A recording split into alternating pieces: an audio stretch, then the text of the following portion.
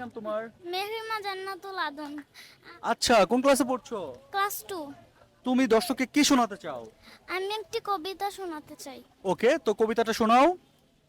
প্রজাপতি প্রজাপতি কোথায় পেলে ভাই এমন রঙিন পাখা, টুকটুকে লাল নীল ঝিলিমিলি আঁকা বাঁকা, কোথায় পেলে ভাই এমন রঙিন পাখা, তুমি টুলটুলে বনে ফুলে মধু খাও, মোর বন্ধু হই সেই মধু দাও দাও পাখা দাও, সোনালি রূপালি পরাগ মাখা, কোথায় পেলে ভাই এমন রঙিন পাখা।